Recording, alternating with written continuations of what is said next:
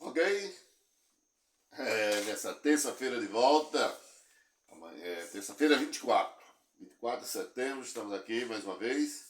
E olha, vamos ler a palavra de Deus no Marcos. Marcos é o livro dos milagres. Que série magnífica a gente está estudando, irmãos. Marcos capítulo 10 agora. A partir do versículo 17, a palavra diz assim: E pondo-se Jesus a caminho, correu um homem ao seu encontro e, ajoelhando-se, perguntou-lhe: Bom mestre, que farei para herdar a vida eterna? Respondeu-lhe Jesus: Por que me chamas bom? Ninguém é bom senão um, que é Deus. Sabe os mandamentos? Não matarás, não adulterarás, não furtarás, não dirás falso testemunho, e não dirás falso testemunho, também não furtarás ninguém. Não furtarás ninguém. Essa é que é a realidade, irmãos.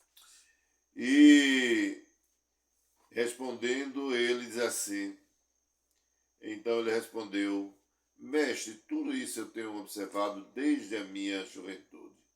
E Jesus, fitando, o amor. Interessante essa atitude de Jesus, né? E disse-lhe: Só uma coisa te falta, vai, vende tudo que tens, dai aos pobres, e na verdade terás um tesouro no céu. Vem e segue-me.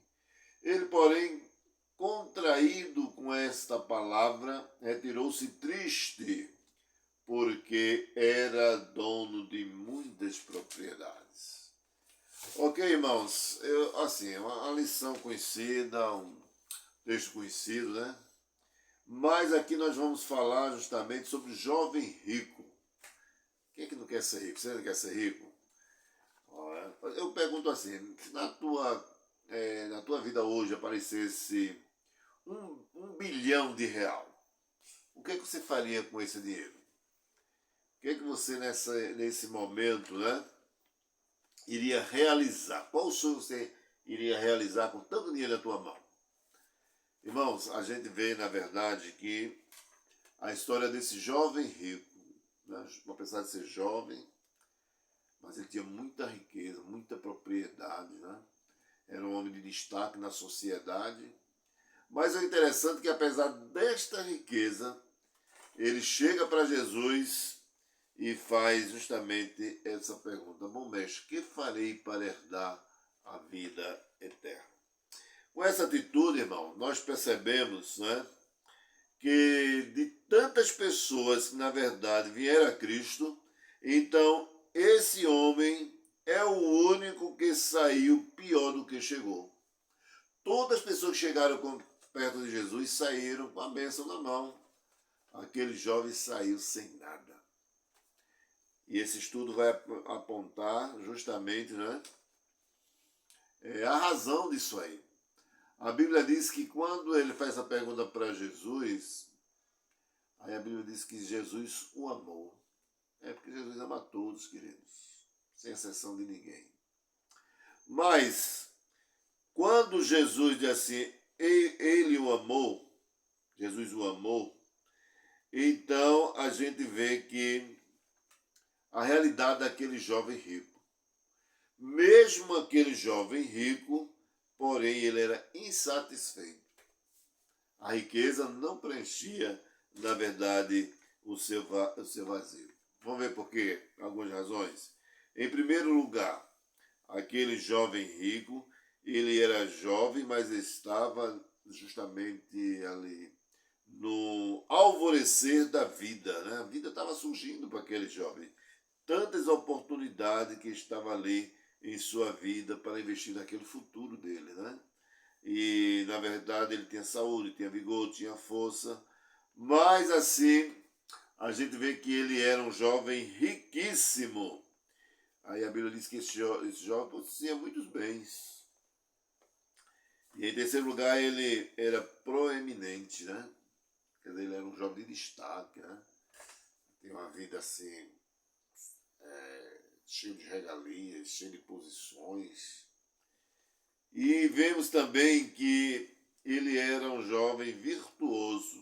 Então, quando Jesus disse a ele que você conhece o mandamento, não matarás, não roubarás, uma série de coisas, aí ele disse para Jesus, eu guardo isso desde a minha mocidade. Então, ele, na verdade, ele era um homem virtuoso, tá certo? Mas, em quinto lugar, este homem, né, esse jovem, ele tinha uma posição sedenta de salvação. A riqueza dele não dava a resposta para ele. Aí, por isso que nessa questão ele faz uma pergunta enfática: bom mestre, que farei para herdar a vida eterna? Então, meus irmãos, veja só, a gente vê claramente que a riqueza, ela não preenche o vazio da alma. Todo homem ele tem um vazio do tamanho de Deus. Então, só quem preenche, Jesus Cristo. Outra lição que nós podemos aprender aqui. O rico, porém, ele era rico, porém enganado. Veja só, a virtude do jovem rico era apenas aparente, tá certo? Ele superestimava suas qualidades. Mas Jesus vem, o que é que acontece? Tirou a sua máscara, tá certo? E revelou-lhe que a avaliação que ele fazia da salvação, do pecado, da lei e do próprio Jesus era superficial. Ele não está tão interessado assim em Jesus porque estava um trave na vida dele que era a riqueza. Então, nesse item aqui, rico porém enganado, em primeiro lugar, ele estava enganado a respeito da salvação. Ele pensava, na verdade, né, que a salvação para ele era a riqueza e não a graça de Deus. Aí Jesus vai dizer justamente para ele mostrar, né, que ele precisava vender tudo isso, entregar aos pobres e seguir a Jesus. A Bíblia diz, pela graça sois salvos por meio de quê? Da fé, não é pela riqueza. Então a riqueza, ela não influi nem contribui em nada para a salvação. Ok, meus irmãos? Agora vamos ver o seguinte. Ele estava enganado a respeito de si mesmo. Então, na verdade, aquele jovem rico não tinha consciência de quão pecador ele era. Talvez ele pensava que era rico, tinha tudo, né? E não tinha pecado, mas ele tinha um grande pecado. E o pecado é uma rebelião contra o Deus Santo. E nós vemos que o jovem, na verdade, rico, então pensou que sua virtude, na verdade, né, existente, poderia agradar a Deus.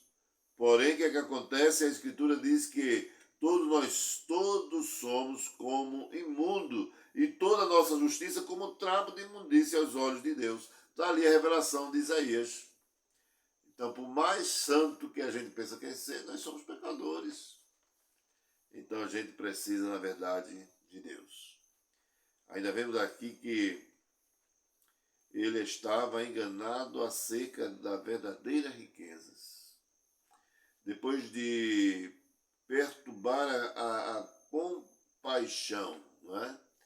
A complacência do homem com a constatação de que uma coisa lhe faltava, então Jesus desafiava com uma série de 5 imperativos. Vocês entenderam isso aí? Ou seja, então Jesus chega para ele, né? E faz justamente essas 5 questões. E ele fica assim atormentado, né? Atônito com essa pergunta de Jesus.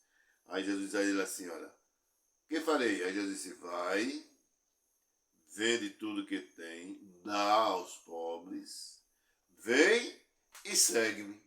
Olha para aí. Aquele jovem, irmão, ficou sem chão, porque mexeu naquilo que ele tinha de mais precioso, a riqueza. O Deus dele era a riqueza. A Bíblia chama de mamão, né? Dinheiro é um Deus para muita gente. Aí Deus chama isso de mamão. Aí quer dizer, aquele jovem rico perdeu a riqueza eterna por causa da riqueza temporária. Aquela riqueza sua era efêmera, era passageira, morreu e deixava tudo para os outros.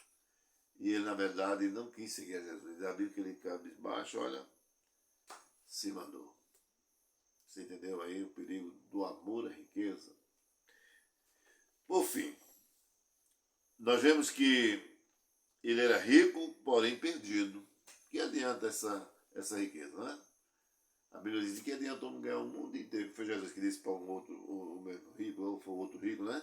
De que adianta um ganhar o mundo inteiro? Foi o outro rico dizer assim, alma minha, come, bebe. Tu tem muitos bens depositados. Regala-te. Aí a voz disse, louco, hoje à noite vão te pedir a tua alma, o que tem, para quem será? Aí diz que ele saiu realmente triste. Por quê? Não tinha. A riqueza acabou, a morte vai embora e fica tudo aí. Então, querido, veja só, rico, porém perdido. Em primeiro lugar, os que confiam na riqueza não podem confiar em Deus.